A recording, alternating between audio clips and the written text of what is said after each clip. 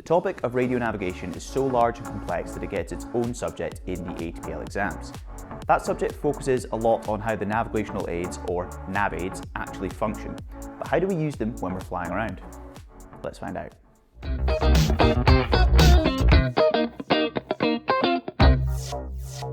Hi, I'm Grant. I'm up to class 14 in the GNAV series. Today we're going to be taking a look at the basics of radio navigation and nav aids. We'll first take a look at a few of the various types of nav aids and then how we use them to navigate ourselves all around the world. The first thing to understand in terms of radio navigation are some definitions. This diagram here will hopefully help to explain some.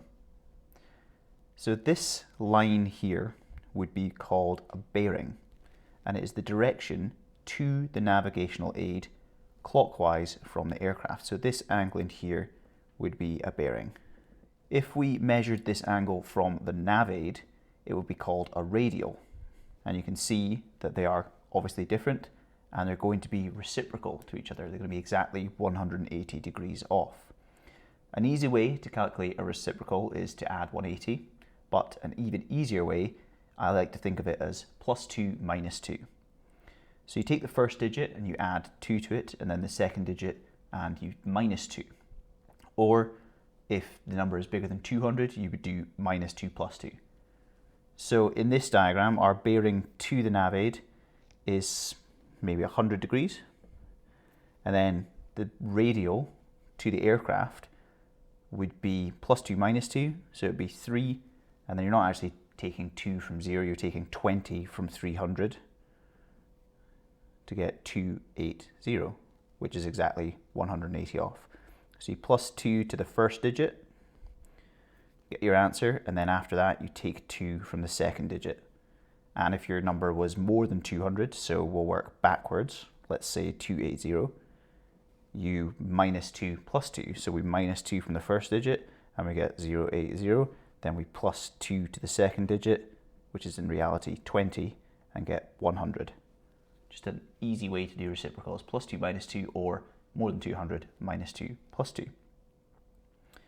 The distance in between the aircraft and the nav aid is called our range.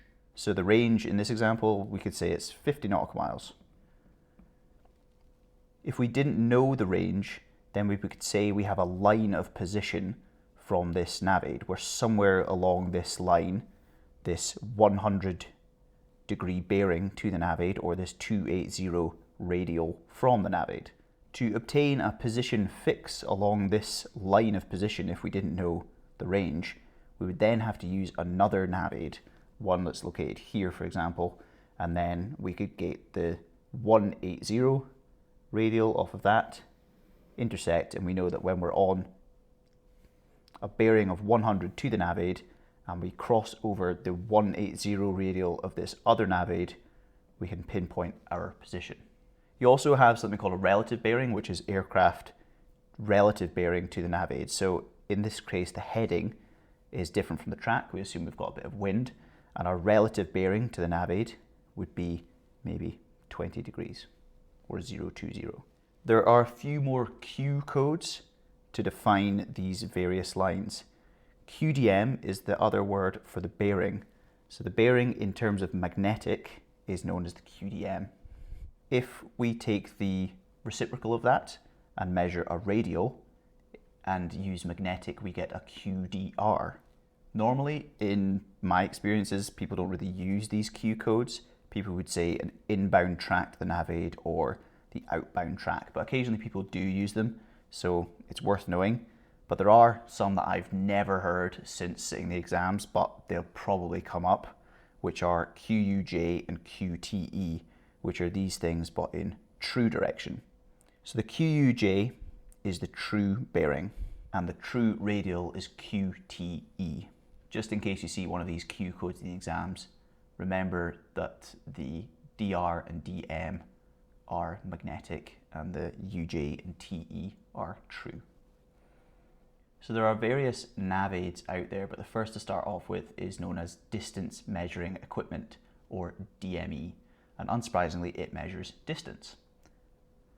It isn't a completely accurate distance measurement for our distance across the ground, In fact, we're actually measuring the slant range. But at very small angles, the distance across the ground and the slant range will be very close in distance. If we only have DME information, we will be anywhere along that range in a circle. So for instance, up here, this is this typical symbol for a DME, a rectangle with a dot in it.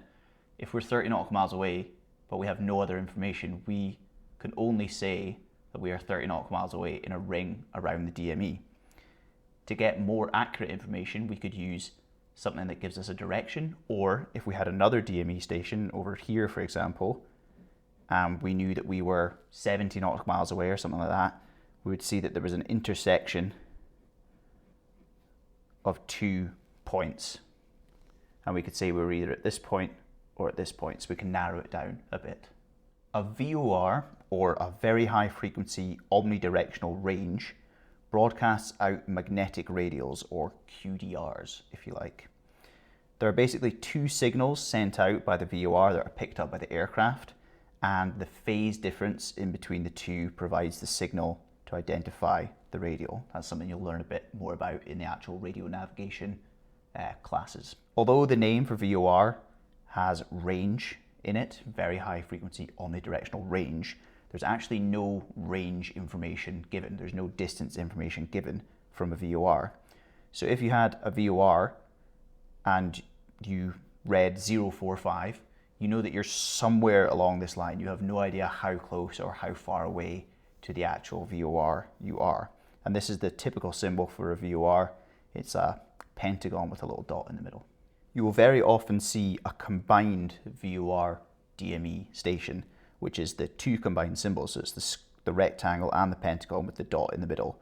And that would give you both bearing information, or QDR information, sorry, and also the range. So you could say that we're at 090 at 30 nautical miles, and we know we are exactly here. There's also a thing called a tactical aid to navigation, or a TACAN. This is basically a military version of a VOR DME, but the VOR information isn't available to us. That's reserved for military use, but we can use the DME information. So we could say with a TACAN that we are 50 nautical miles away, but again, we would have the same problem as just with a regular DME. We have no information in terms of direction, so we just know we're somewhere on this 50 nautical mile ring around the TACAN. And you can also see TACANs combined with VORs to give you a VORTAC. And the symbol for that is just with the ends of these filled in. And then you would have a direction and a distance. A non-directional beacon, or an NDB, transmits a signal with no specific directional navigational information, so it's unlike a VOR. We then use an airborne direction finder, or ADF, to pick up this signal, and we will point in the magnetic direction to the NDB. So we have basically tuned this NDB. When we get the arrow pointing to it, it's a QDM towards the NDB, or a track to the NDB. Imagine the NDB is just like a pillar of light, and your needle just points towards the light. There's no other information. You can't tune in specific radials that you want to follow. It just goes bang, NDB's there. This information can be displayed one of 2 ways. You get a relative bearing indicator, which is all relative to the aircraft heading. So in this case, our heading is up this direction, and we're almost at completely 90 degrees just to the south. So we'd see a relative bearing of almost 90 degrees to left with a little bit south. The second way is a radial magnetic indicator, where the direction of the NDB is displayed relative to magnetic north. So this would spin, this compass would spin, and we'd get the NDB arrow pointing towards, the ADF arrow, sorry, pointing towards the NDB. Again, the NDB doesn't have any range information, so we would need some DME information or another signal crossing over to know our actual position along this line of position. A very high frequency direction finder, or VDF, is essentially the same as the airborne direction finding equipment, the ADF equipment that we saw with NDBs, but it's on the ground and it's used by air traffic controller. So the VDF will point towards an aircraft by detecting the actual voice communications that the aircraft is making. So in this case, we say aircraft descending 3,000 feet, and there'll be an arrow in the tower that goes, oh, that aircraft's over there. We've detected the voice signals from over there. Then the controller has the information, and they can use voice communications to tell the aircraft what they want. So they can do whatever they need. They could say, give me the magnetic direction to the airport, give me the true direction to the airport. Whatever you want, you can get from the VDF. But it's a lot of high workload for the controllers, so it might not be a great idea. Again, this is only directional information. There's no distance information provided. So whilst we've got a lot of nav aids that point us in the right way or point us to various directions, there's only really the one for distance, which is the DME. So an easy example of a few of these concept and three-letter acronyms is something like this. So an aircraft is flying to an NDB on a QDM of 060 degrees. After passing over the NDB, it continues flying the same track. What will be displayed on the relative bearing indicator after passing overhead? So draw the effing picture. We're on a QDM of 060 towards the NDB. So this is us, this is the aircraft, and we're flying on a QDM, which is the magnetic radial to the NDB. So it's 060 to the NDB. That means that we are on the radial, or the QDR, which is +2 -2. So the QDR would be 240 degrees, which kind of makes sense. We're on the 240 outbound from the NDB. That's not important, that's just to show you what it is. So we're looking for the RBI, the relative bearing indicator. If we continue flying on this exact same 060 outbound, then after we've passed overhead the NDB, we're still pointing the same direction, and the relative bearing of the NDB was directly in front of us, and now it's directly behind us. So the relative bearing indicator will now just show 180 degrees. It's directly behind us, and directly in front of us would be 0. So it's 0, 0, 0, 0, 0, starts to flip, flip, flip, then it's flipped, and it's now 180 if we continue on that same track. If we fly to a nav aid over long distances, there may be changes in the variation between the nav aid and our position. This becomes a problem when we are using our maps and charts to navigate. We'll draw a line from one place to the other, and that's what we need to fly to get it. And then if we measure them using a protractor aligned with nearby meridians, we'd end up with a true angle, which we don't really fly, and nav aids give off magnetic signals, and we fly magnetic tracks and headings using our compass. So we have to convert our true direction from the chart to a magnetic direction. But which variation would we apply in this case? So is it where we're from, or is it where we're going? Well, it basically depends on where the directional information that we're going to use is generated. So with a VOR, the information on direction is actually generated at the ground station and then is sent to the aircraft in the form of a QDR. So for a VOR, it's at the station. That's the variation that you would use. For an NDB, no directional information is specifically given off by the NDB. It's basically a big thing saying, hey, look at me, I'm over here. And we generate a QDM signal from the ADF going, oh, NDB's over there. So we use the variation at the aircraft. If we use a VDF signal, then the information on direction is generated by air traffic control, and it's therefore the station's variation that we use. The signals that we use from various nav aids are assumed to be the most direct route to the station, or the most direct route from the station. Basically, they are great circles. We would plot them on our charts as appropriate. So on a Lambert's chart, the lines coming off of the stations would be straight lines, and on a Mercator, they're going to be curved lines like this. So for this VOR, on the 090 radial, or the QDR, it would follow this track if we plotted it on our Mercator chart. Great circles are difficult to fly and they require us to constantly change direction. So what we're most likely going to do is want to convert these great circles into easy to fly run lines. And if we're doing that, we need to think about the conversion angle, which is always half of the convergency. So we therefore think about the convergency between the aircraft and the nav aid that we're using and apply it in the normal way for whichever type of chart we're using. So a little example of those concepts. The RMI in an aircraft shows an NDB is in the direction of 310 degrees. The aircraft is in the vicinity of North 45 East 005 and it's got a variation of 2 degrees east. The NDB is at North 44 West 001, variation is 1 degree west. What is the true bearing of the run line that we would plot on a direct Mercator chart? So, I've said it before, I'll say it again, draw the effing picture. So I've drawn it here on a separate page just to make it a little bit more clear. We have the aircraft over here at North 45 East 005.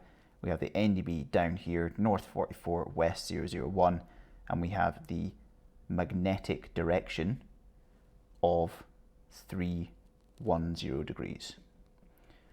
We're looking for the run line.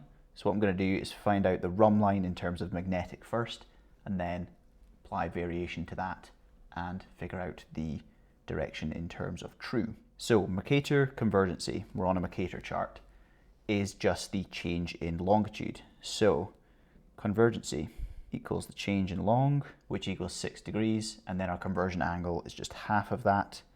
So that's 3 degrees, and we can see from our diagram, remember the great circle is always closer to the pole and the run line is always closer to the equator. So it's going to be this angle in here, 310 minus 3. So our run line is on a track.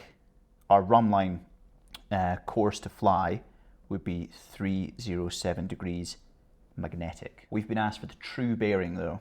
So our magnetic run line of 307 needs to be converted. We must apply the variation as appropriate. So when we're using an NDB, the signal isn't generated at the NDB. The NDB is just going, I'm over here, look at me, and the ADF in the aircraft is pointing towards the NDB. So it's variations applied where the signal is generated. That would be at the aircraft in this case. And the variation at the aircraft was 2 east. And then we can use our equation that we've got. Cadbury's Dairy Milk, very tasty GCG. We're looking for just this section in the middle here. So magnetic of 307 plus the variation, east is positive, and that gives us our true direction. Our true direction therefore is 309 degrees, and that is our run line direction from the NDB to the aircraft. And if we wanted to fly towards the NDB, we would just take the reciprocal, +2 -2, and fly towards it. If we fly around without using nav aids and instead use visual landmarks to fly around, we call it visual navigation. There are a few questions that come up in the exams all about visual navigation, but I think they're all quite common sense. We want to navigate visually using easy to spot features, for example. If we're in farmland and decide to use a field as a waypoint, it's not very good. If, however, we spot a factory or a lake, they're a bit more distinct and they would be better for navigation. With visual navigation, it's not as precise as with radio navigation. We use predicted wind speeds and headings in order to fly specific tracks. If the actual wind speeds are not as forecast, then we might not be applying enough of a correction and we might slowly drift off course. We'd call this an off-track error. It is therefore important that we obtain fixes in our position often and then correct the errors ASAP before they become too big. The corrections are pretty easy to work out if we use trigonometry, or in the air we can use the 1 in 60 rule. The 1 in 60 rule states that for the tan of small angles, it's basically equal to the small angle over 60. And we can use a modified version of this to quickly calculate the correction angle that we need to apply. So it's best thought of if we think of these numbers as being 1.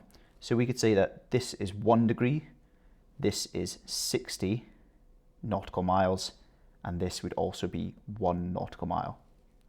Basically, if we've travelled 60 nautical miles along and estimate that we are 1 nautical mile off track, or our off-track error is 1 nautical mile, then we know that we're 1 degree off. Therefore, if we are wrong in our heading by 1 degree and we correct by 1 degree, we will parallel our track.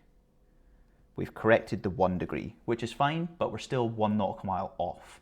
So what we can do is we can then correct by another 1 degree, and we would maintain this track until we regain the track that we were planning for, and we do that in a further 60 nautical miles. Then you would apply the corrected angle and continue flying along the desired track. This correction scales depending on how far you've flown.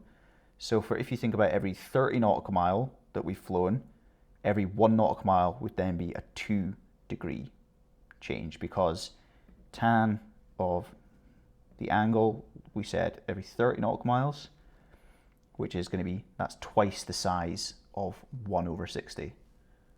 So the angle will be 2. And you would correct by 2 and parallel, and then if you do another 2, you would regain the track. And because it scales, you can remember a little equation, and you can say that the off-track error multiplied by 60 over the flight distance that you've travelled so far is your error angle. And your error angle would have to be doubled in order to regain the track, because if you just applied the error angle, you would then stop the error getting worse, but you would then just parallel the track. So if we take the 1 in 30, for example, so the off-track error was 1 nautical mile, times that by 60, that's 60. Over the flight distance, we said we travelled 30 nautical miles, 60 divided by 30, that's our error angle, which was 2 degrees, and we'd fly 4 degrees in order to correct back onto the track. Right, to summarise then, we've got a few definitions. We have a bearing, which is the direction from us in the aircraft to the nav aid.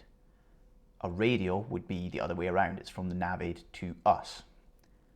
And we have the range, which is the distance between us and some sort of nav aid. They're given a few Q codes for short, sharp communications. A QDM is the magnetic bearing to the nav aid. The QDR is the magnetic radial from the nav aid. A QUJ is the true bearing to the nav aid. And a QTE is the true radial from the nav aid. A DME, given this symbol, only provides range information, and it's more specifically the slant range, the slope range. VOR, given this pentagon with a dot in the middle symbol, gives us information in terms of QDRs, which we can then get a QDM from. A VOR DME is a combined DME and VOR, and it gives both the range information from the DME and the QDR information from the VOR, which again, we can get a QDM from. A TACAN is a military device which we as civilian pilots can use the range information from, and the military information is the bearings and radials. An NDB is given this symbol, weird dot sort of matrix, and it only works in tandem with an airborne direction finder, an ADF. And the ADF will point us to the NDB, giving us a QDM. We then would take the reciprocal angle and get a QDR if we wanted to. The final nav aid is VDF, a very high frequency direction finder, and it is provided by ATC. They use the voice communications, and they have an arrow that points towards where the voice communication was coming from, and they can give us any information that we want. But it's very workload intensive for air traffic control, so you might not want to do it. When flying long distances, we have to think about variation, and basically it's applied at where the signal is generated. So we use VOR variation if we're flying on VORs, we use VDF variation if we're flying using VDF signals, but we use the aircraft variation if we're flying using NDBs. And we also might like to fly run lines instead of great circles because they're easier to do. So we have to think about conversion angles and convergency, and we basically apply that for the type of chart that we're using.